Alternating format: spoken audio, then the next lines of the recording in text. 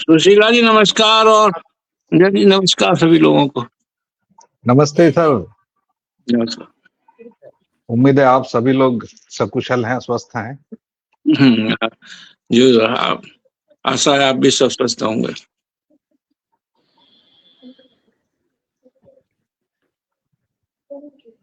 जी आप सभी जनों को मेरा सादर नमस्कार। और आज हम हंस कथा परिचर्चा के लिए यहाँ पर उपस्थित हुए हैं।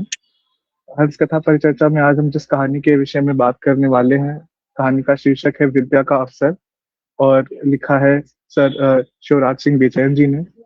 ये कहानी हंस पत्रिका में मार्च 2026 अंक में प्रकाशित हुई है। कहानी मुख्य रूप से दलित विमर्श, स्त्री चिंतन आदि सभी का समकालीन परिप्रेक्ष्य में सामाजिक यथार्थ का चित्रण करती है।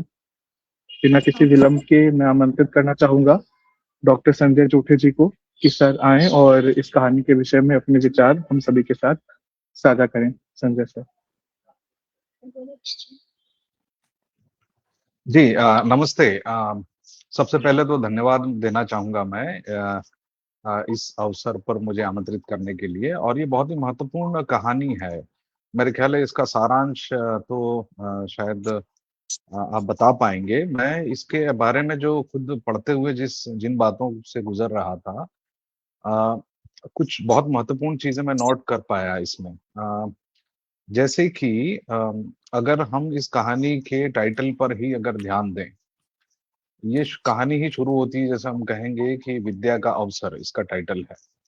और एक टिपिकल जो ट्रेंड बना हुआ है दलित कहानियों में, दलित साहित्य के की संरचना की जब हम बात करें तो हमको पता चलता है कि एक जो डिप्रिवेशन है और एक तरह का जो दमन है, शोषण है, उसको संस्थागत रूप में देखने के हम धीरे धीरे आदी होते जा रहे हैं। पहले तो हम सिर्फ उसका एक व्यक्तिगत आयाम देखते थे कि व्यक्तिगत स्पेस में किस तरह वो काम करता है।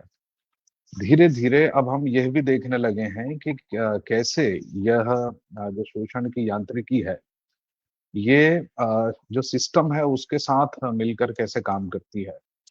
तो हमारे इंटरपर्सनल स्पेस में जाति और जाति से जुड़ा जो दमन है या अपमान करने की एक जो सहज हमारी स्मृति है ना, भारतीय होने के नाते सभी में है, वो कैसे काम करती है वो इस कहानी में बहुत सुंदरता से नजर आती है। न केवल इस कहानी में वो एक आयाम निकल के आता है, बल्कि ये भविष्य के विषय में भी बहुत कुछ बताने का प्रयास करती है।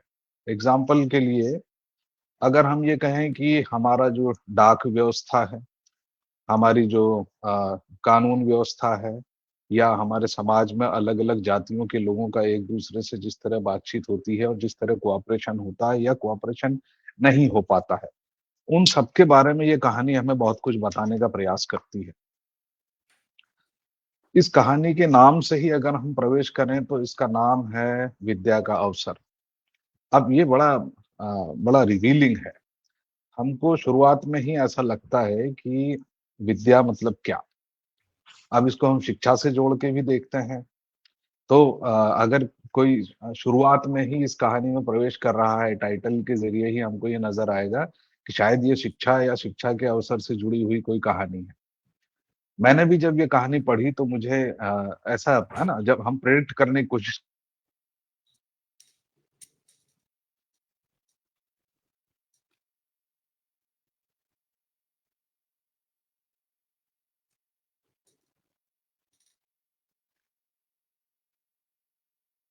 आवाज हेलो सर आवाज नहीं आ रही। आवाज नहीं आ रही, आवाज नहीं आ रही।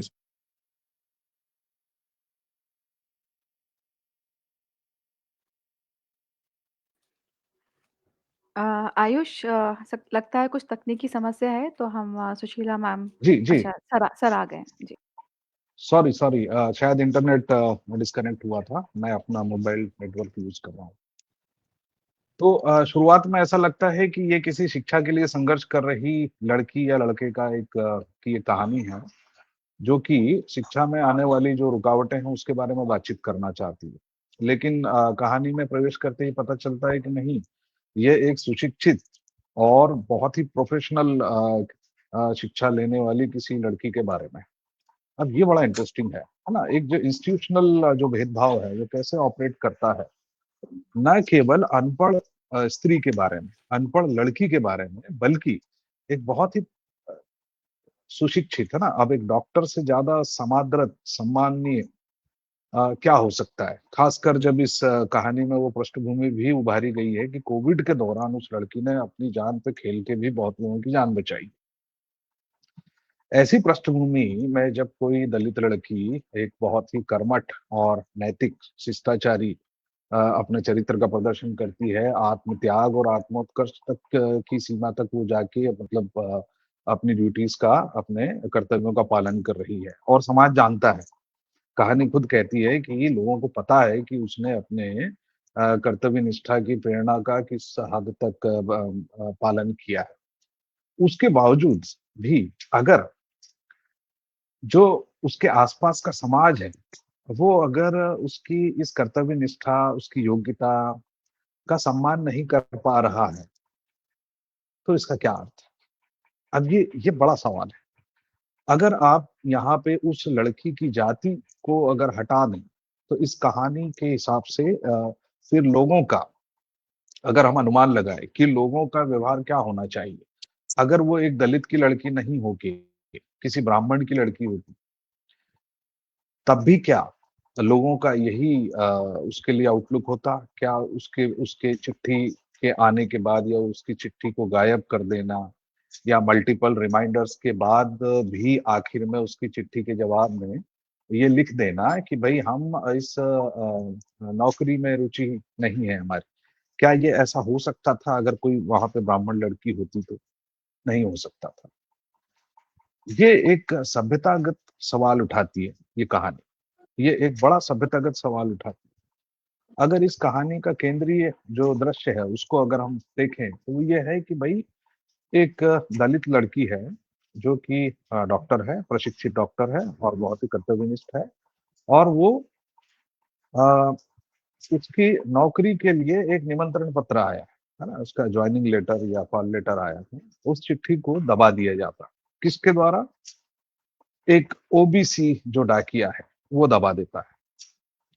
अब यहाँ पे जो अलग अलग स्तर हैं कहानी में, जो दृश्यों के अलग अलग स्तर है, कथानक का जो स्तर है, एक बड़ा महत्वपूर्ण यहाँ पे एक और बहुस्तरीय इस कहानी की संरचना है। एक तो जैसे मैं कह रहा था कि जाति की तो बात है ही, प्लस इसमें जेंडर का भी एक इशू है। हो सकता है कि, और न केवल हो सकता है कहना मतलब अनुचित है, ये मैं कहूंगा, कहना चाहूंगा कि वास्तव में ऐसा ही है। कहानी खुद कहती है कि चूंकि वो एक दलित है और ऊपर से लड़की भी है, तो एक दलित पुरुष से भी घृणा तो होती ही है, और अगर वो स्त्री है तो वो घृणा और ज्यादा बढ़ जाती है। तो एक जो इंटरसेक्शनैलिटी है ना, जब हम एंथ्रोपोलॉजी और सोशियोलॉजी में या पॉलिटिकल साइंस में जब जब जाति और जाति से जुड़े हुए अपमान या घृणा की बात करते हैं, तो उसमें हमेशा एक इंटरसेक्शनैलिटी पर भी हम बात करते हैं। अगर कोई व्यक्ति दलित है और पुरुष है, तो उसके खिलाफ जिस तरह की घृणा का प्रदर्शन होता है या वो अंडरग्राउंड काम करती है, उससे ज्यादा तीव्रता के साथ वो एक दलित स्त्री के खिलाफ भी काम करती है, और इस कहानी में साफ नजर आता है। और एक मजेदार चीज ये है, जैसे कि मैं उसमें से एक लाइन पढ़ना चाहूंगा कि विद्या का काम देखकर लोग हैरान थे और परिवार का सिर गर्व से ऊंचा हो रहा था। फिर ये कहानी ये भी कहती है कि इंटरनेशनल मेडिकल सर्वे रिपोर्ट में विद्या की सेवाओं की तुलना डॉक्टर कोटनिस की सेवाओं से की गई, इस कहानी में आता है। अब ये प्रतिभा का जो मूल्यांकन है ना, या इस प्रतिभा को अगर एक सही मौका मिल सके, अगर किसी हम सभ्य समाज की तुलना करें या कल्पना करें, अगर हम एक सभ्य यूरोपीय या अमेरिकी स्टाइल समाज की कल्पना करें, जहां पे सिर्फ प्रतिभा को उसके ऑब्जेक्टिव सेंस में निरपेक्ष रूप में देखा जाता है, अगर इस तरह की टिप्पणियां किसी के चरित्र के बारे में, किसी योग्यता के बारे में हमें मिलती हैं, तो वहां पर उस व्यक्ति के साथ कुछ अलग ही ट्रीटमेंट होगा। लेकिन ये भारत है। ये कहानी भारत को भारत की तरह बहुत अच्छे से व्यक्त करती है, उसके पूरे विरोधाभासों के साथ। इस इस इस केस के अंदर जब कहानी प्रवेश करती है तो हमको बताती है कि ये जो इंटरसेक्शनैलिटी है, ये कैसे काम कर रही है। वो लड़की दलित है और सबसे बड़ी बात है वो लड़की है। अब दलित होना और लड़की होना कैसे खतरनाक होता है, ये आपको उस डाकिए और उसकी पत्नी के बीच में जो मारपीट होती है या बातचीत होती है वहां से भी नजर आता है। जो लट्टो है, जो कि विद्या की मित्र है, और वो पूरी शुभेच्छा के साथ ये चाहती है, और वो शायद इंतजार भी कर रही थी कि विद्या की नौकरी लगेगी, वो एक सरकारी नौकरी डॉक्टर की तरह ज्वाइन करेगी और कभी उसके, है ना, वो खुशी मनाएगी उसके साथ। लेकिन उसे पता चलता है कि उसका पति खुद, जो डाकिया है, वो उस चिट्ठी को गायब कर देता है। और कहानी एक और महत्वपूर्ण बात कहती है कि जो डाकिया है ना, वो सवर्णों के द्वारा शायद प्रेरित है।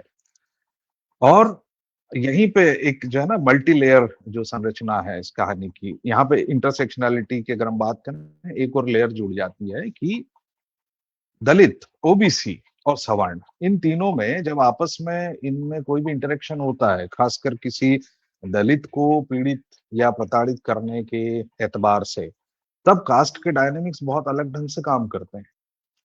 और अक्सर ये देखा गया है ना, अब हम सब जानते ही हैं इस समाज के अनुभव से, इस पे काफी कुछ लिखा भी गया है कि एक्चुअल में जो दलितों का उत्पीड़न है, उसमें सवर्णों की लाठी सीधे सीधे काम नहीं करती।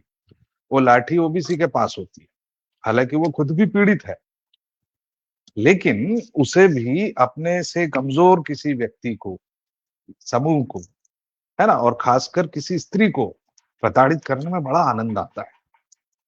अब डॉक्टर अंबेडकर जिस ग्रेडेड इनइक्वालिटी की बात करते हैं, वो इंस्टीट्यूशनल मैकेनिज्म के साथ कैसे ऑपरेट करती है ना। जो समाज का जो दूर एकांत में बसा हुआ अगर किसी गांव का टुकड़ा है, वहां तो वो कैसे काम करती है हम जानते हैं, बहुत सारी पुरानी कहानियों में हम देख चुके हैं ना, पंचायत के बीच में, एक गांव के बीच में, या मोहल्लों में, है ना।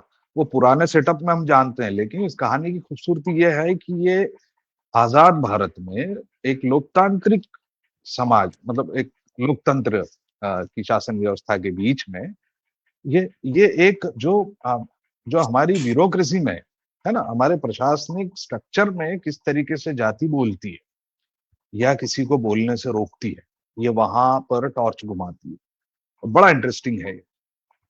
अब मैं कुछ और बिंदुओं पर यहाँ रोशनी डालना चाहूंगा। इस कहानी से गुजरते हुए आपको सबसे महत्वपूर्ण जो बात नजर आती है, हालांकि हर व्यक्ति का इंटरप्रिटेशन का अधिकार है। अच्छा, मुझे बता दीजिएगा मेरा जब समय हो जाए तब, है ना। मेरे पास अभी समय का रिकॉर्ड रखने का कोई अभी, है ना, सुविधा नहीं। तो मैं जब इस कहानी से गुजर रहा हूँ, है ना, और चूंकि मेरा जो जोर है वो सोशियोलॉजिकल विमर्शों पे ज्यादा है, मैं इसको देखता हूँ कि ये कहानी सिर्फ छुआछूत और शोषण की बात नहीं करती एक टिपिकल लिटरेरी सेंस में। उससे कहीं आगे जाके, है ना, ये शासन प्रशासन की संरचनाओं से गुजरते हुए, जातिवाद उसमें कैसे इंटरप्रेट हो रहा है या काम कर रहा है, वहां से गुजरते हुए एक सभ्यतागत सवाल उठाती। क्योंकि अगर हम किसी दलित स्त्री और बहुत ही योग्य, सुशिक्षित और नैतिक अर्थ में जिसने अपनी योग्यता का प्रदर्शन कर दिया हो, उसको भी अगर प्रताड़ना झेलनी पड़ती है, क्या ये एक अतिरंजना है? क्या ये एक अतिरंजित ऑब्जर्वेशन है? Is it a cooked story? मुझे लगता है नहीं।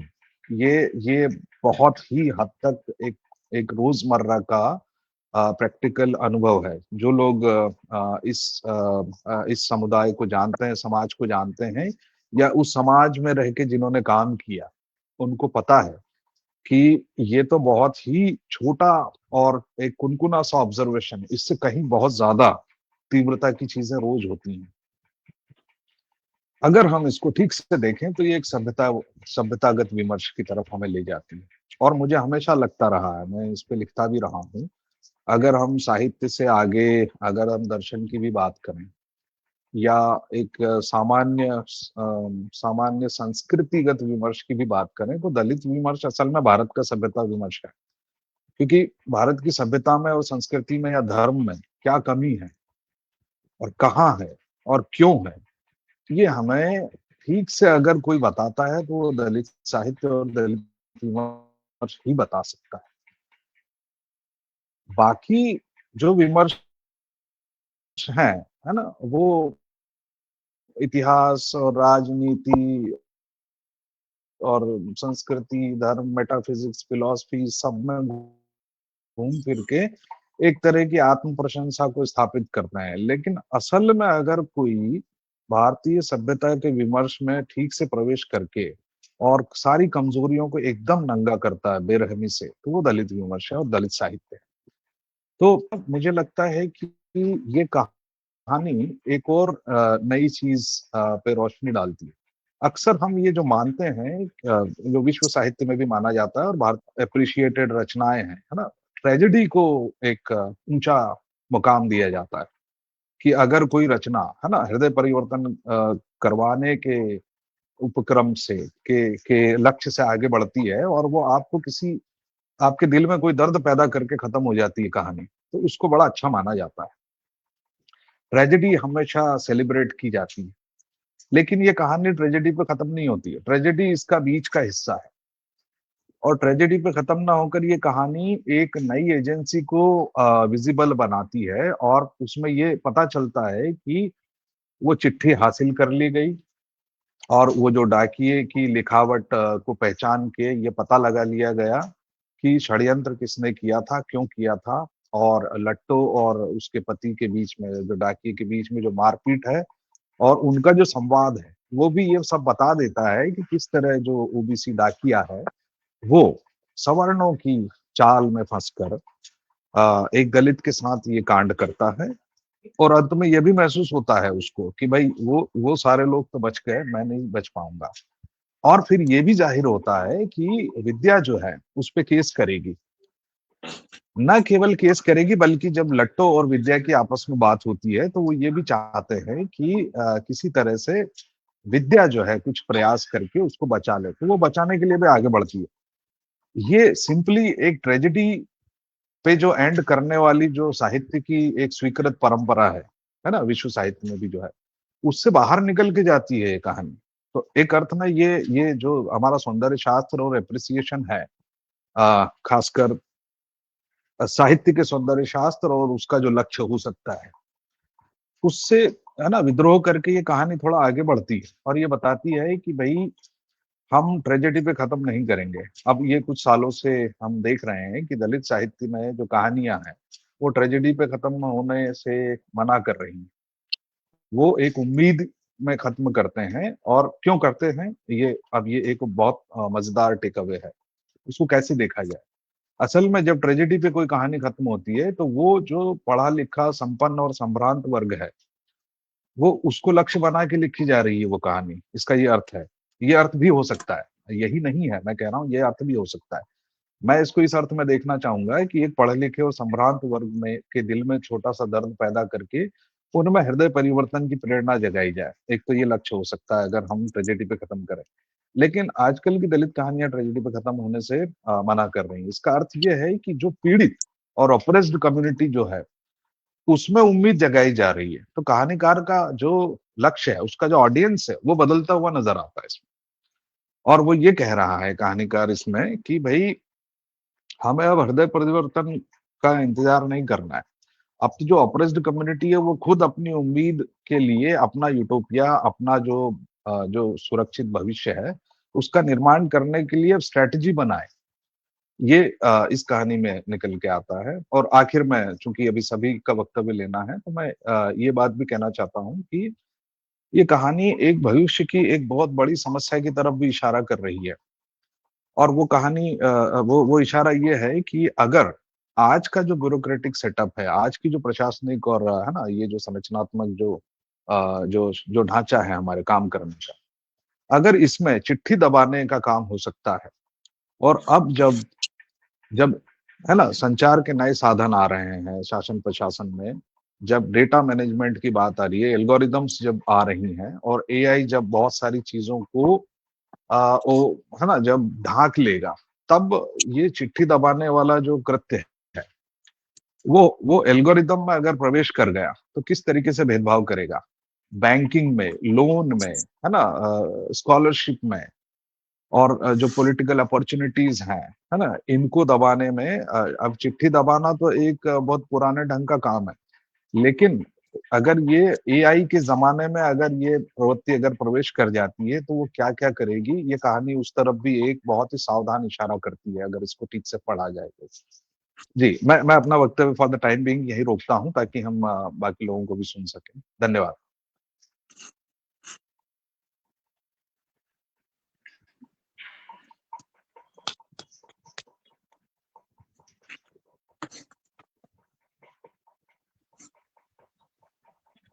बहुत-बहुत धन्यवाद सर वक्तव्य हमारे साथ साझा करने के लिए।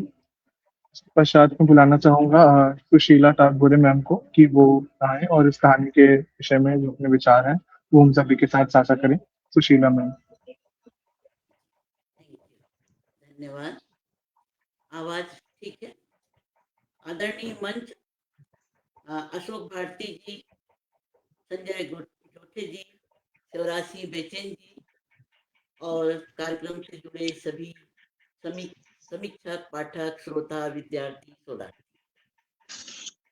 आज हम बात कर रहे हैं शिवराज बेचैन जी की कहानी, जो हंस मार्च 2026 में प्रकाशित है।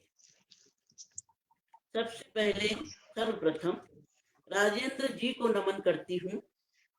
दलित साहित्य को मुख्य धारा के हिंदी पाठकों के बीच लाने में राजेंद्र यादव जी की मुख्य भूमिका रही है। हंस पत्रिका के दलित विशेषांक कई बार आए हैं, जिससे गैर दलित पाठकों में काफी हलचल रही। राजेंद्र जी ने दलित साहित्यकारों की कहानियों को प्रमुखता से छापा है, उन्हें प्रोत्साहन भी दिया है। स्वयं मेरी कहानियां भी हंस में छपी हैं। तो यहाँ बेचैन जी की कहानी पर चर्चा है।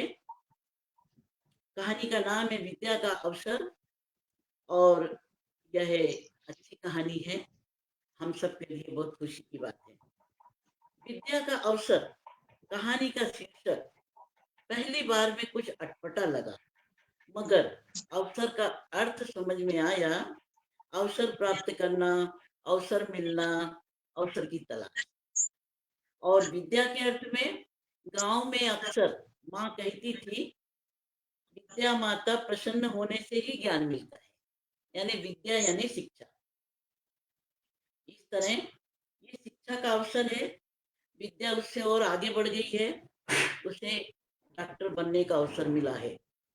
अब यहाँ कहानी की नायिका स्वयं विद्या है, विद्या गौतम। ये बड़े सम्मान की बात है कि दलित अपने नाम के साथ तथागत गौतम बुद्ध के नाम को भी सम्मान के साथ लगाते हैं। इस कहानी की पृष्ठभूमि को इन मुद्दों के साथ देख सकते हैं। विद्या को उच्च शिक्षा पाने का अवसर मिला, विद्या को प्राप्त शिक्षा के लाभ का अवसर मिला या नहीं, समाज में सदियों से व्याप्त भेदभाव, ऊंच नीच की मानसिकता, गांव में अभी भी जाति भेद और विषमता बनाए रखने का विचार चलता है। पिछड़े और दलित वर्ग के युवा पीढ़ी की कुछ थोड़ी नासमझी भी होती है, या हम कहेंगे कि चतुराई या जानकारी में कम। अब यहाँ कहानी के पात्र देखें। रघुराम विद्या के पिता हैं, बेटी विद्या बेटी है। उनके घर में खुशी का माहौल देखकर नरेश पूछता है, और उसका जवाब देते हुए रघुराम कहते हैं, आज हमारी बिटिया विद्या गौतमी का रिजल्ट आया है, जय हो देश के संविधान की। उसी की व्यवस्था है जो बिटिया डॉक्टर बनी। ये कहानी की पृष्ठभूमि भी है और ये बात लगातार साथ साथ चलती है। दलित पिछड़े हम, अच्छा आगे ये कहा है, वरना गुजरे जमाने में बेटियों को, सिर्फ बेटियां नहीं, दलित पिछड़े सभी लोग कहाँ पढ़ने का अवसर मिला करते थे। रघुराम कहता है, बस इंतजार है सरकार के कार्यालयी आदेश आने का। अभी तो केवल अधिसूचना जारी हुई है, ज्वाइनिंग डेट तो डाक से ही आएगी। और ये कहानी का पॉइंट यहाँ से शुरू होता है। कहानी में जो कुछ एक अलग स्थिति पैदा की जा रही है, उसके संदर्भ में बताया है। यह सुनते ही नरेश का स्वर अचानक बदल जाता है। अच्छा कहते हुए वह आगे बढ़ जाता है और फिर जाता है सवर्णों के पास। इसकी प्रतिक्रिया कुछ अलग होती है। यह पात्र ऊंची जाति के दबंग लोगों से मिला हुआ है। ईर्ष्या द्वेष के साथ वह यह अप्रत्याशित खबर तुरंत दलित विरोधी लोगों को देता है और इसकी प्रतिक्रिया में दबंग कहते हैं, गैर दलित दबंग के ये चमार चूड़े अपने बालकने डॉक्टर वकील बना के हमारे बालकों के सिर पे बैठा के राज करेंगे। ये तो जुग जुग से जारी अपनी औकात भूलकर हमारी बराबरी करना चाहते हैं। इन्हें तो हम जरूर सबक सिखाएंगे। इस तरह यहाँ कहानी की कथा वस्तु, भाषा, पात्र, संवाद, कालखंड, स्थान और कहानी का उद्देश्य सब कुछ स्पष्ट होने लगता है। भाषा में थोड़ा हरियाणवी भाषा का पुट है, जिससे लगता है कि ये गांववासी हैं, भले ही शहर में बस गए हैं तो गांव के होने से कुछ इनके साथ अन्याय भी होता ही रहता है। अब यहाँ समय को स्पष्ट करें तो इस बात को देख सकते हैं। रघुराम के परिवार ने चर्मकारी के पुश्तैनी पैसे को 20 पुश्तैनी पैसे से जो कमाई हुई उससे 20 बीघा जमीन, 2 बैल, 1 भैंस, 1 गाय और 4 बकरियां खरीदी। राजीव गांधी सरकार में आरक्षण की बैकलॉग की वैकेंसी भरने के दौरान रघुराम की शहर में क्लास 1 नौकरी लग गई है और अब वह जाति के पुश्तैनी पैसे को छोड़कर, मलिन पैसे को छोड़कर सरकारी सेवा में लग गया है। तो रघु के पास रहकर उसका छोटा भाई खूबचंद, वह भी सरकारी स्कूल में पढ़कर अब मुख्य न्यायाधीश के मार्गदर्शन से प्रेरित होकर अब वे हाई कोर्ट में दलित वर्ग के पहले सरकारी वकील बन गए हैं। यानी दलितों की स्थिति अब पुरानी नहीं है, आज का समय है, वर्तमान 21वीं शताब्दी का, कि यहाँ लड़की ने डॉक्टर बनने की तैयारी की है, विद्या ने, उसके पिता भी सरकारी नौकरी में है, उसके चाचा भी वकील बन गए हैं। और इसके साथ वे Ambedkar, Abraham Lincoln, Nelson Mandela जैसे सभी क्रांतिकारी सुधारवादी नेताओं का अध्ययन भी करके सब बात जान गए हैं। समाज में जो परिवर्तन हुआ है इन सब की बातों का। तो ये समय 21वीं शताब्दी के वर्तमान कालखंड का है, जब दलितों की स्थिति में काफी परिवर्तन आया है। इसके बाद भी हमारे समाज में, मानसिकता में जाति भेद और ऊंच नीच का भेद मौजूद है। रघुराम अध्ययनशील है। पास पड़ोस के कई गांवों में उसने फुले अम्बेडकर पुस्तकालयों का खोला है और वह पहले दलित अधिकारी हैं जो उन्होंने अपने गांव के लोगों को ये सब जानकारी देने का प्रयत्न किया है। उनकी बेटी विद्या गौतमी इन सब बातों में विदुषी और गुणवान है, लेकिन MBBS में एडमिशन पाना उसके लिए चुनौती थी। फिर भी वह पास कर सकी। विद्या का MBBS में चयन होना एक बड़ा चमत्कार यहाँ लेखक ने बताया है।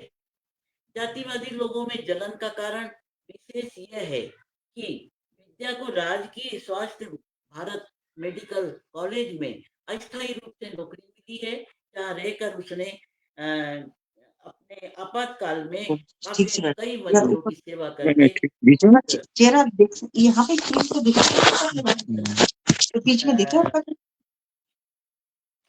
काफी मेहनत करके उसने अपना गौरव प्राप्त किया है, जिसके लिए उसके परिवार को भी गर्व है और उसकी बहुत प्रशंसा की जा रही है। अब आगे कहानी बढ़ती है कि स्वास्थ्य मंत्री किशन राम ने योग्यता इन सभी की योग्यता को देखते हुए सरकारी अस्पतालों में स्थायी भर्ती का शासनादेश निकाला है। वो सभी को मिला है, लेकिन विद्या को प्राप्त नहीं हो सका और उसका कारण है विद्या का जो आवेदन पत्र था उसमें गांव का पता था और उस गांव में जो उनके दादा दादी और चाचा रहते थे वे भी कभी कभी घर में रह पाते थे। इस तरह वो लेटर गांव में तो डाकघर में तो पहुंचा, घर तक नहीं पहुंचा और डाकघर में पहुंचने के बाद ही जो दलित विरोधी मानसिकता की प्रतिक्रिया है उसने अपना काम दिखाया।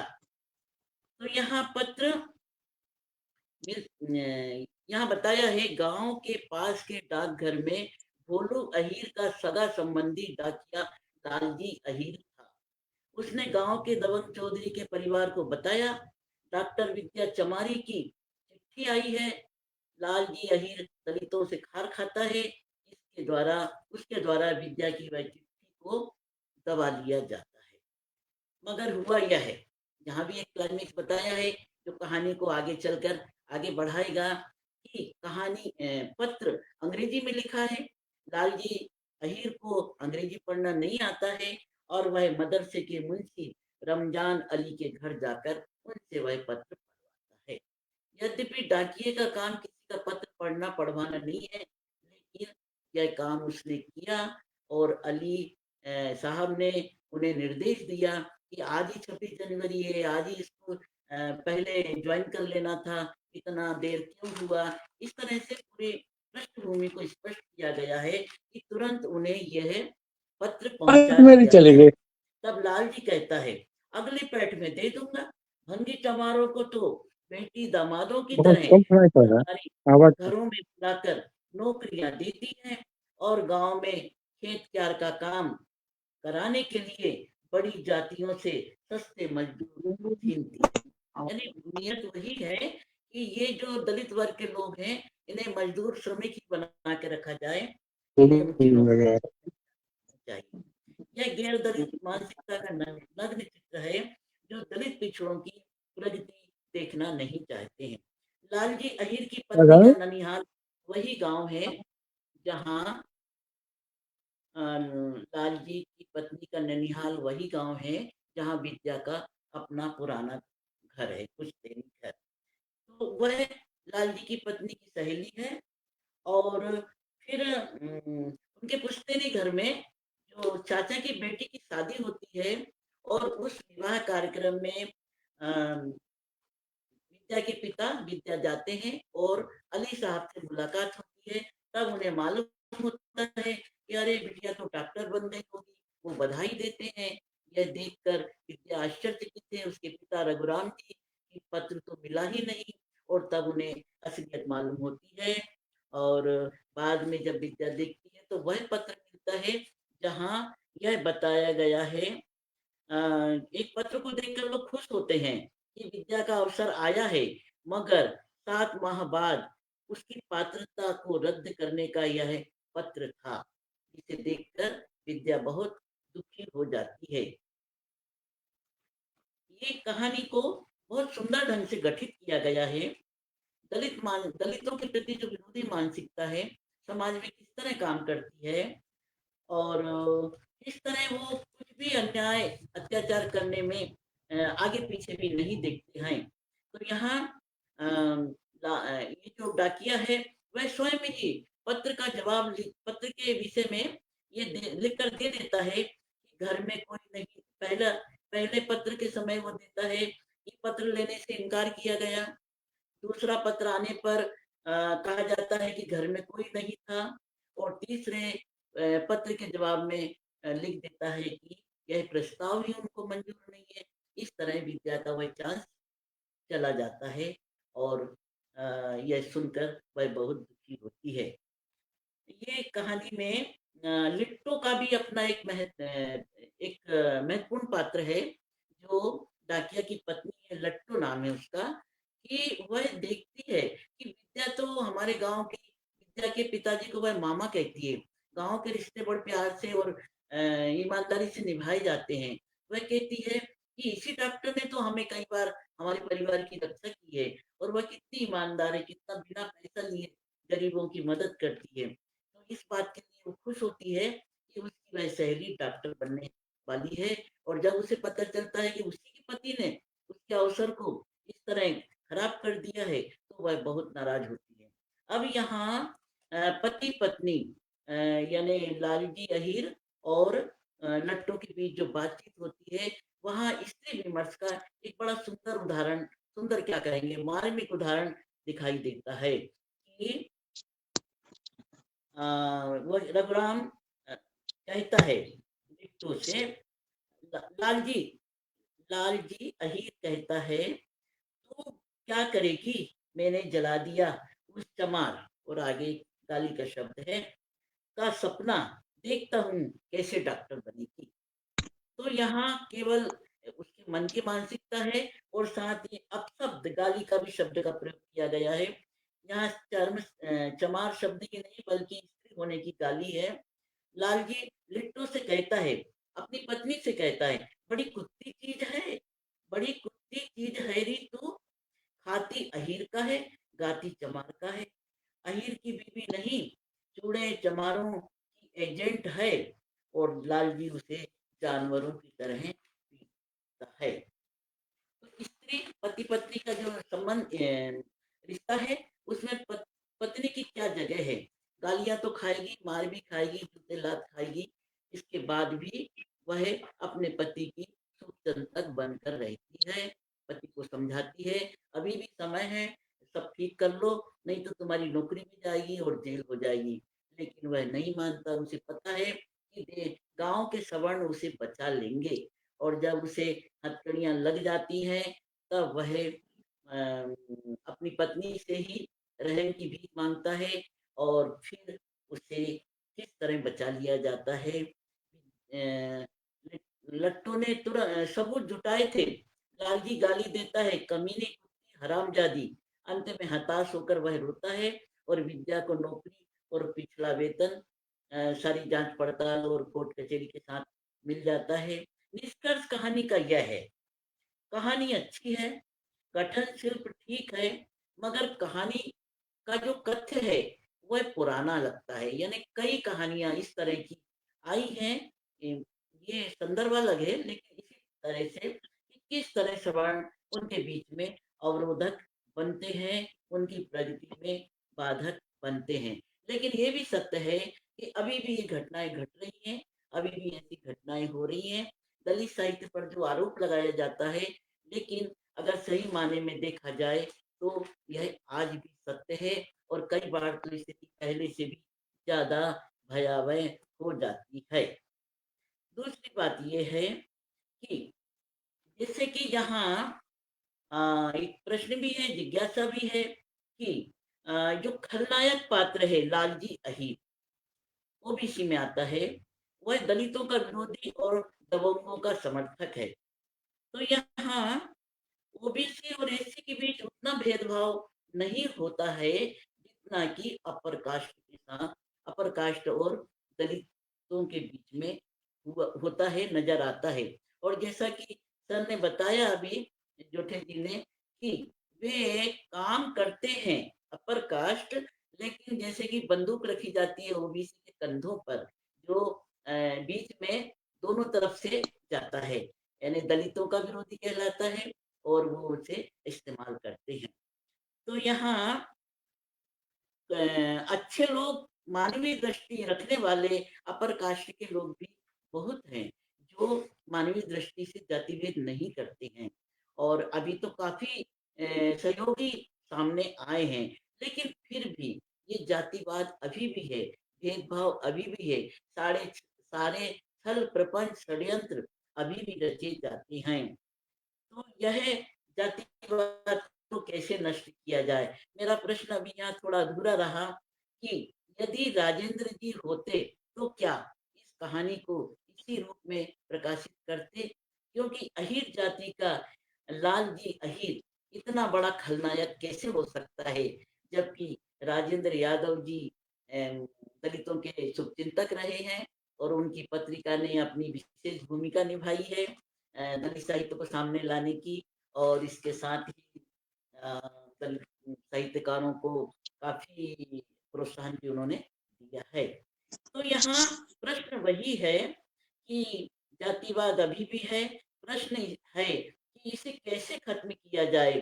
दलितों के प्रति जो उपेक्षा का भाव, अपमान का भाव सरेआम दिखाया जाता है, वह कैसे खत्म किया जाए। दलित साहित्य 1970 के दशक से लिखा जा रहा है। 1980-90 तक बहुत दलित साहित्य आ गया, कहानी प्रकाशित हो गई, बड़े-बड़े ग्रंथ लिखे गए समीक्षात्मक, और लेकिन फिर भी आज स्थिति में कितना परिवर्तन है। मैं स्वयं महसूस करती हूँ कि यह सुधार नहीं आया है, बल्कि स्थिति और बिगड़ती जा रही है। तो यहाँ इस कहानी में सबसे पहले संविधान की जय हो, ये बात कही गई है, बहुत महत्वपूर्ण है। संविधान का अपना महत्व है और उसकी रक्षा की जानी चाहिए। जो संविधान विरोधी लोग संविधान में गड़बड़ करने का जो काम कर रहे हैं या उसको बदलने की कोशिश कर रहे हैं, यह नहीं होना चाहिए। और इसके साथ भी अभी जैसे कि एक डॉक्टर लड़की ने खुदकशी की थी, क्योंकि उसका बहुत अपमान किया गया था जाति के नाम पर। तो ये अभी की ही बातें हैं, 21वीं शताब्दी की। तो ये घटनाएं कैसे बंद हों?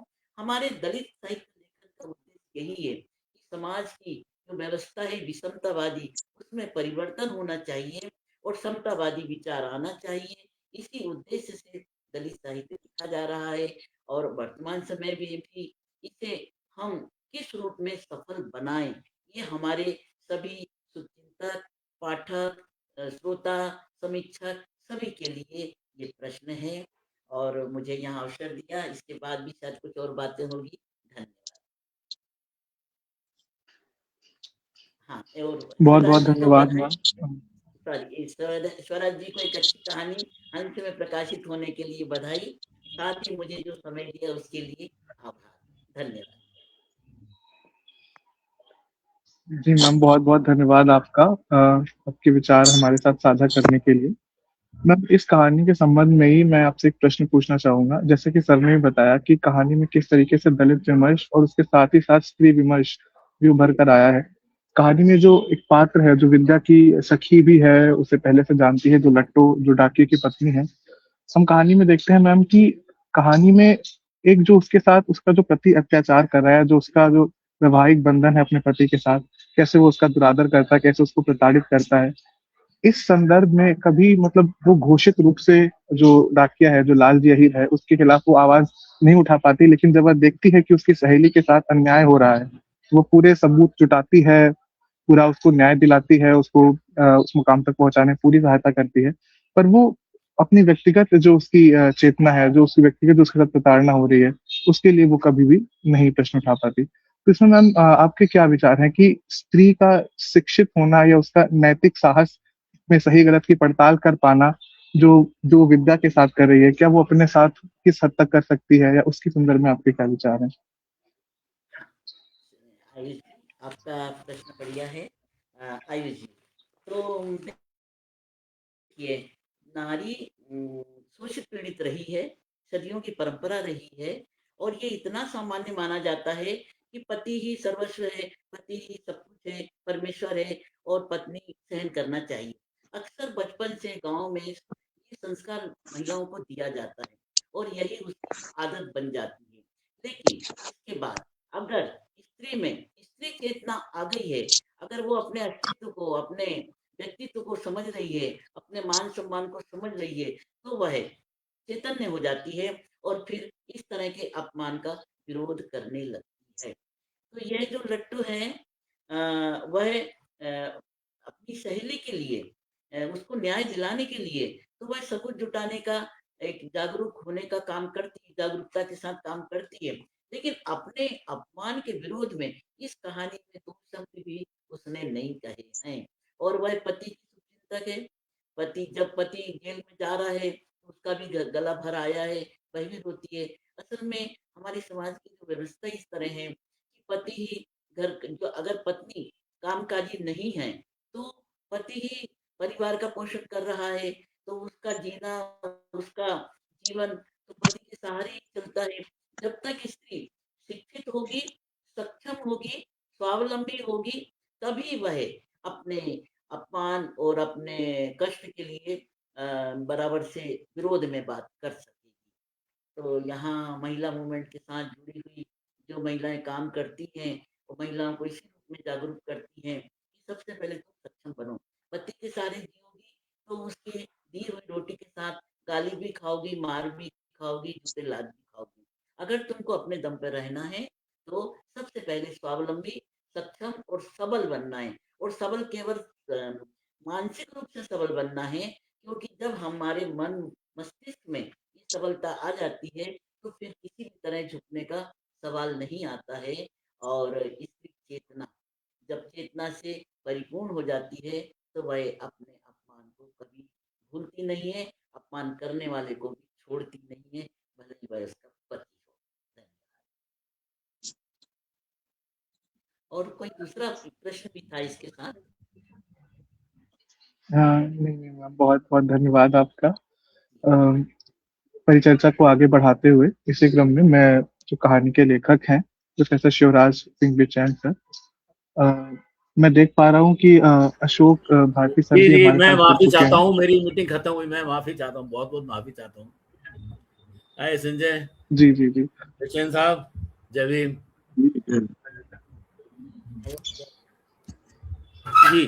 जी। मैं अब अशोक सर से ही सीधा निवेदन करता हूँ कि सर कहानी के विषय में अपने विचार हम सभी के साथ साझा करें। एक सेकंड दीजिए बस मेरे को, मैं अपना नोट खोल लेता हूँ। नहीं, मैं बेचैन साहब की कहानी मैंने, वैसे तो मैं पढ़ता हूँ, लेकिन ये कहानी मैंने 3-4 बार पढ़ी। और मैं प्रोफेसर शिवराज सिंह बेचैन जी को इस बात के लिए मुबारकबाद देना चाहता हूँ कि उन्होंने एक ऐसी कहानी लिखी जिसमें बहुत सारी चीज़ें उन्होंने गूंथी हैं और बहुत सारे कैरेक्टर उन्होंने उसमें जोड़े, जिसमें रघुराम हैं जो खुद एक अधिकारी हैं, उनकी बेटी है विद्या गौतमी है, डाकिया लालजी अहीर है, उसकी वाइफ लट्ठो है, और एक रमज़ान अली बीच में एक कैरेक्टर आते हैं।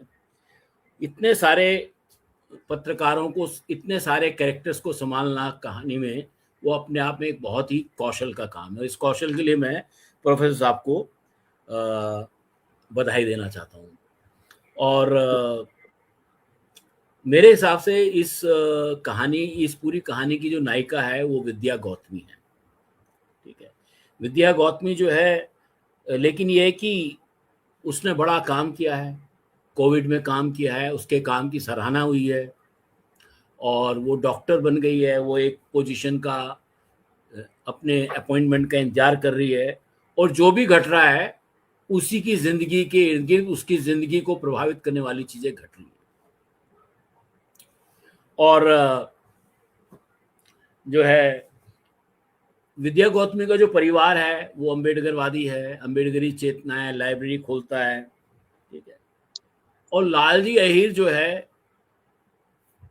जो एक यादव है अहीर, और उसको दो तरीके से चित्रण दिखाई देता है। एक तो बुड़बक सा दिखाई देता है जो किसी की भी कहानी में आ जाता है, और फिर कहानी में जो है ब्राह्मणवाद को उस तरह से बहुत साफ नहीं कहा गया है, लेकिन उसके षड्यंत्र के तहत कैसे लालजी अहीर एक औजार बनता है, टूल बनता है, उसके बारे में कहानी में जिक्र किया गया, जो अपने आप में जो है।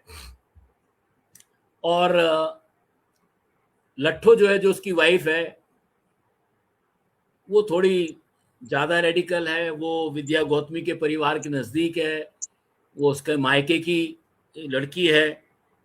और इसमें जो एक डाक व्यवस्था को जो चिन्हित किया है शिवराज सिंह बेचैन जी ने, कि उसका जो रोल है, हालांकि आज के ज़माने में तो डाक व्यवस्था का रोल बहुत कम रह गया है, लेकिन जिस कहानी की पृष्ठभूमि बनाया गया उस वक्त तब भी जो है, और आज भी अगर हम कहें तो कोई भी सरकारी डॉक्यूमेंट अगर फिजिकल आएगा तो डाक व्यवस्था के जरिए स्पीड पोस्ट के जरिए आएगा।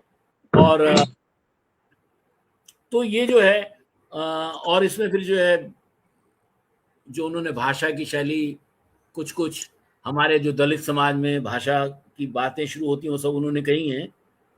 तो मुझे लगता है कि जो अपने आप में बहुत सारी बहुत प्रभावशाली कहानी है, लेकिन कहानी कई जगह बोझिल हो जाती है।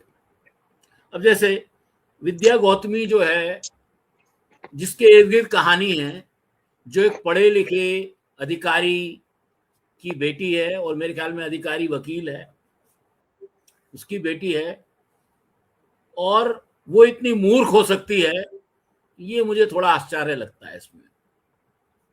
ठीक है, तो वो जो है उसका जो चरित्र है वो बहुत ही लगता, पर हो सकता है शायद शिवराज सिंह बेचैन जी का ये रहा हुआ कि हमारे जो अधिकारियों के बच्चे हैं वो लुंज पुंज रहते हैं, उनको दीन दुनिया के बारे में कुछ पता नहीं रहता है, तो उसी तरह का शायद हो सकता है उन्होंने सोचा होगा।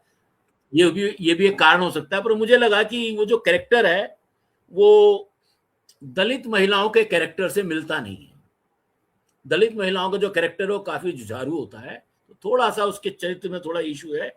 और दूसरा ये कि चूंकि वो केंद्रीय पात्र थी तो उसकी जो जिंदगी की जो संघर्ष है वो उसमें कम दिखाई देता है। उससे ज्यादा जो है लट्ठो जो है, जो एक साइड पात्र है, वो ज्यादा पावरफुल दिखाई देती है। और मुझे तो कई बार तो लगता है अगर कहानी के अगर अगले हिस्से को छोड़ दें और पिछले हिस्से की बात करें तो जो कहानी की जो नायिका है वो लट्ठो ही बन जाती है फिर, अगर उस पुराने हिस्से को छोड़ दें तो। ये एक जो है थोड़ा कहानी बीच में उलझ जाती है। और मैंने देखा है कि समय का भी जो काल है, वो काल जो है ना, वो कई घटनाएं जो काल के साथ मैच नहीं होती हैं, थोड़ा आगे पीछे रहती हैं।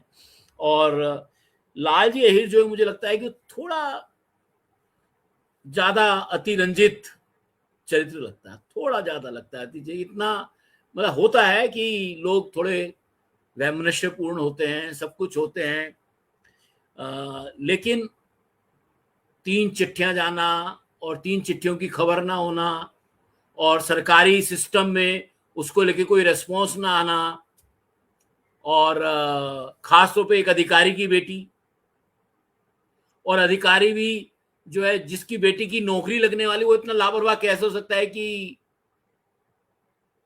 जब वो जिसको पता लगता है कि, तो ये थोड़ा एक जो है मुझे लगता है ये कहानी में अगर हम स्त्री विमर्श को थोड़ा सा और बेहतर तरीके से उभार सकते थे। लेकिन मैं लगता हूं कि अब जैसे नज़्मा का इसमें जिक्र आया, एक पासिंग रेफरेंस आया, लेकिन उसने जो इंफॉर्मेशन पास की वो इंफॉर्मेशन पूरी कहानी का रुख बदलने में सक्षम है। और कहानी इतनी जल्दी खत्म होती है, वो थोड़ा सा ठहराव की जरूरत थी उसमें। मैं तो पत्रकार, मतलब मैं तो कोई साहित्यकार नहीं हूं, मैं माफी चाहता हूं, और मैंने कभी दावा नहीं किया मैं साहित्यकार हूं। शिवराज सिंह बेचैन जी इस बात को अच्छी तरह जानते हैं। मुझको आपने बुलाया, मैं उसके लिए शुक्रगुजार हूं, पर मुझे लगा कि I should tell what I feel. Thank you, शुक्रिया। बहुत बहुत धन्यवाद सर, अपने विचार हमारे साथ साझा करने के लिए। और अब मैं मुख्य रूप से कहानीकार सर प्रोफेसर शिवराज सिंह बेचैन जी को मंच पर आमंत्रित करना चाहूंगा कि सर अपनी कहानी के विषय में अपने विचार हम लोगों के साथ साझा करें, और साथ ही कहानी को लेकर जो उनका मुख्य रूप से संवेद्य बिंदु था और जो उनकी रचना प्रक्रिया रही है इस कहानी में, उन सबको भी हमारे साथ साझा करें सर।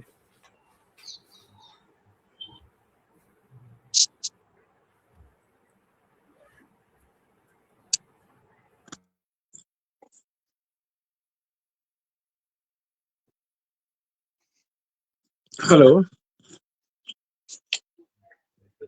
जी जी सर, आवाज आ रही है? जी जी स्पष्ट आ रही है एकदम लाउड एंड क्लियर सर। पहले तो मैं आप सबका आभार व्यक्त करता हूँ, बहुत बहुत आभार कि आप मेरी इस एक तुच्छ सी एक छोटी सी रचना पर इतना जिम्मेदारी से बात कर रहे हैं, गंभीरता से बात कर रहे हैं। और जहाँ तक रचना प्रक्रिया की बात है तो किसी भी कहानी के पीछे कुछ ना कुछ यथार्थ होता है। लेखक तो उसका विस्तार करता है और उसमें अपनी जिसे कल्पना कहते हैं उसमें संभावनाएं जोड़ता है। बल्कि वो क्या, जैसे मैं भी इस कहानी में एक लड़की के साथ जो छोटी सी घटना हुई थी कि उसको रोक दिया गया है और उसके साथ कुछ ऐसा जाति भेद हुआ है, तो मैं ये सोचता रहा कि परिणाम क्या क्या हो सकते हैं, तो उसमें कहानी बनती चली गई। जहाँ तक सुशीला मैम ने बात कही, डॉक्टर सुशीला जी ने, कि राजेंद्र यादव होते तो क्या इस कहानी को छापते, तो मैं इसमें ये कहना चाहूंगा कि राजेंद्र यादव होते तो ये कहानी इतनी लेट नहीं होती। संजय जी ने जो इसको 6-7 महीने विलंब किया, उसका एक उदाहरण आपके सामने रखना चाहता हूँ।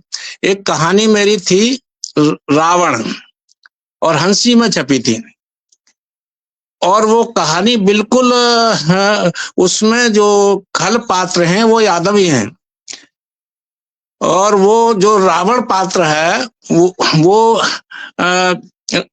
रावण की भूमिका करता है रामलीला में, और वो एक वास्तविक व्यक्ति है, बल्कि मेरा दोस्त था। अभी उसकी मृत्यु हुई है कोविड के दिनों में, और मैंने राजेंद्र यादव को बताया कि एक सच्ची कहानी थी, और वो दिल्ली में रामलीला में रावण का रोल करता था। और हुआ यह था कि जब उसने गांव में की तो जो रामलीला के बाकी लोग थे, पात्र थे, उसमें वो सब यादव थे। तो उसमें एक व्यक्ति इस बात पर नाराज हुआ कि भाई रावण जो है उसको, जो उसके सभासद हैं, जो उसके बाकी लोग हैं, वो जय जय महादेव या जैसा भी संबोधन है वो इस चमार को क्यों करेगा, और इस बात पर झगड़ा हुआ था और उसको निकाल दिया गया था। बल्कि उसके पिताजी ने इस पर गांव छोड़ा था। ये पूरी वास्तविक घटना घटी थी। तो वो मैं उस वक्त क्या कर रहा था कि मैंने उस घटना को एक रिपोर्ट की तरह नई दुनिया के दफ्तर में, जोशी जी उसके ब्यूरो चीफ थे, तो उनको मैंने सुनाई थी। तो उन्होंने कहा कि इसको लिख दो और हम अभी इसे छपने भेजते हैं। और संयोग ये हुआ कि ये जो हमारी अखबारों की बिल्डिंग थी, INA क्या था उसका नाम, उसमें नीचे राजेंद्र यादव कार में बैठे थे और किशन कार लेके आया हुआ था, और वो जा रहे थे इसमें गांधी पीस फाउंडेशन में। तो हम भी उतर के आए ऊपर से, जोशी जी और मैं, और मेरे हाथ में वो कहानी थी। कहानी क्या, वो रिपोर्ट थी। तो उन्होंने, राजेंद्र यादव ने मुझसे पूछा कि ये क्या है, तो मैंने उनको सारी घटना बताई कि ऐसा हुआ है, और वो जोशी जी कह रहे हैं कि इस खबर को आप फटाफट लिख दो।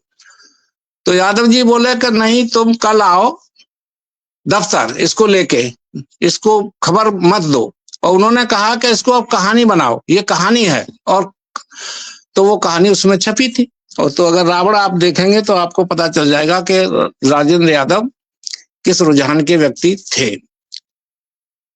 उसके अलावा भी ये भी बात है कि राजेंद्र यादव जी होते तो, और जब तक रहे, उन्होंने हम लोगों को सचमुच में हंस में काफी स्थान भी दिया, प्रोत्साहन भी दिया। उन लोगों, उनके बनाए हुए लेखक हैं हम, इसमें कोई दो राय नहीं है। हम लोग जो हैं, चाहे प्रकाश वाल्मीकि हो, मैं हूं, आप हो, कई लेखक उन्होंने पैदा किए, और हंस में छपने का ही मतलब स्थापित हो जाना होता है।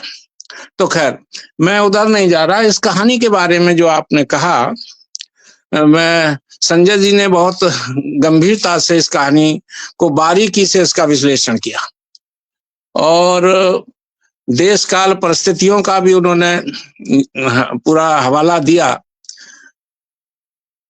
जहां तक अशोक जी ने जो सवाल उठाए हैं, उसमें मुझे ये कहना है कि अगर उस लड़की में चूक नहीं होती या भोलापन नहीं होता या इस परिवार से इस चिट्ठी को के प्रति इतनी सतर्कता में कमी नहीं आई होती तो कहानी नहीं बनती, फिर कहानी का कोई मतलब ही नहीं था। हमारे समाज में जितने जागरूक लोग हैं अपने अधिकार हासिल कर लेते हैं, और ये भी कोई जरूरी नहीं है कि बड़े पदाधिकारी हैं तो सामाजिक रूप से बाकी जो चेतना है वो उतने सभी लोग सतर्क हों, शिक्षित लोग जागरूक होते हैं, इसमें तो कोई दो राय नहीं, सक्षम भी होते हैं। और जब विसंगतियां आती हैं तभी ऐसा होता है। इस कहानी में के बारे में हंस में भी किसी ने लिखा था कि आजकल ऐसा नहीं होता, लेकिन मैं ये कहना चाहूंगा कि मेरे जहन में कितनी कहानियां 20 साल से 30 साल से 40 साल से पड़ी। जब मौका मिलता है तो वो आज के समय से जुड़कर वो कहानियां आती हैं। तो ऐसा नहीं है कि ये घटना आज की है, और उसमें भी बताया गया, कोविड तक लाया गया है, लेकिन परिवेश भी आप देखिए कि गांव ये बेशक, और ऐसा हमारे यहाँ बहुत है कि जब नौकरी लग जाती है गांव के व्यक्ति की, शहर में आधा शहर में हो जाता है, आधा गांव में हो जाता है, कुछ पृष्ठभूमि गांव में रह जाती है परिवार, कुछ शहर में रह जाता है। और चूंकि शहर का गांव का अपना पता ठिकाना स्थायी होता है, इसलिए लोग गांव का ही पता देते हैं। तो ये इस कारण से ये संभावना है। और जहां तक ये दलित और ओबीसी का मसला है, तो ये केवल कहानी की ही बात नहीं है, वास्तविकता में भी ये है कि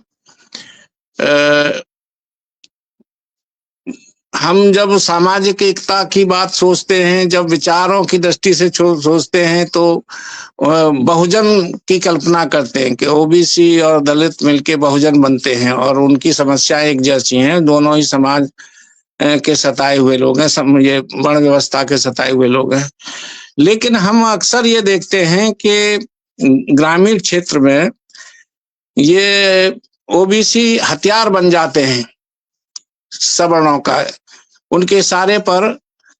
हम अपने गांव में आसपास देखते हैं बहुत सी घटनाएं, मैं बिल्कुल सच्ची घटनाएं कितनी उसको कहानी लिखूं या क्या करूं कि मैं अपनी मौसी के गांव में गया, मेरे मौसेरे भाई की बेटी ने उस पर पानी ले लिया मंदिर पर, और मंदिर का पुजारी भी ओबीसी है, तो न केवल लड़की की पिटाई की, पिता की भी पिटाई की। और वो खबर उस समय नेशनल चैनल पर आई थी। मैंने तो अपने घर में एक टीवी चैनल पर देखा कि उसकी पीठ पर यादवों ने बुरी तरह से लाठियों के वार किए, और मैं वहां गया था। वो खबर ऐसी थी कि जो बाहर भी गई थी। तो और फिर मैंने उसी गांव में पंचायत कराई, तो उसमें जो पुराने जो सरपंच थे, वो सारा विस्तार से मैंने लिखा है, वो बहुत सज्जन व्यक्ति थे, वो भी यादव थे, और वो कह रहे थे कि मैं इनको समझाते समझाते थक रहा हूं कि भाई ये जो आप दलितों के साथ इस तरह का व्यवहार कर रहे हैं वो सही नहीं, लेकिन मेरी कोई सुनता नहीं।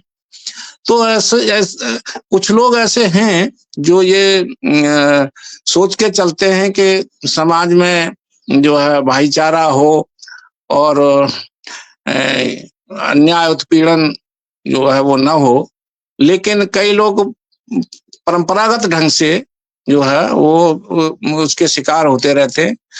तो इन सारी चीजों का प्रकारांतर से जो है जहन में कुछ घटनाएं रहती हैं और वो कहानी का रूप लेती हैं, और कई दूसरी कहानियां एक कहानी के साथ आकर उसके संदर्भ जुड़ जाते हैं।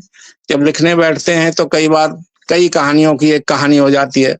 तो इसलिए तो ये कहानी है, इसमें गुंजाइश है, और अन्यथा तो ये कोई शोध पत्र तो है नहीं जिसमें जो है कॉमा और विराम वही रहेगा।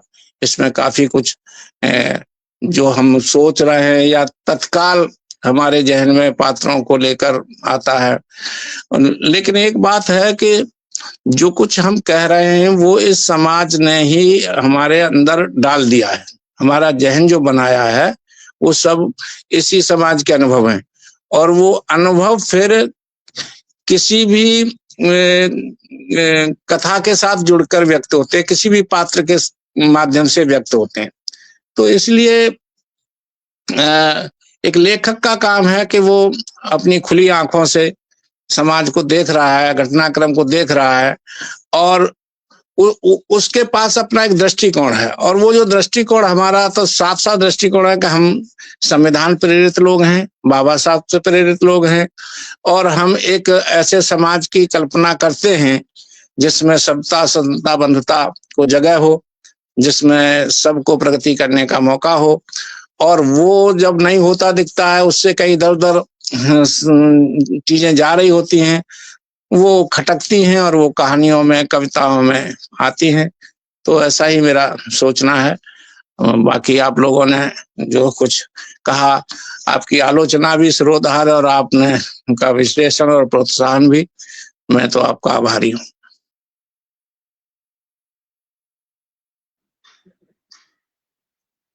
जी, बहुत बहुत धन्यवाद सर। मैंने देखा अभी जितने भी आज वक्ता हमारे साथ जुड़े हुए थे, सबने कहानी के विषय में अपने अपने विचार हमारे समक्ष रखे। मैं इसी क्रम में शिवराज सर से कहानी से ही संबंधित एक प्रश्न ये पूछना चाहूंगा कि कहानी के अंत पर हमने बहुत अधिक चर्चा नहीं की।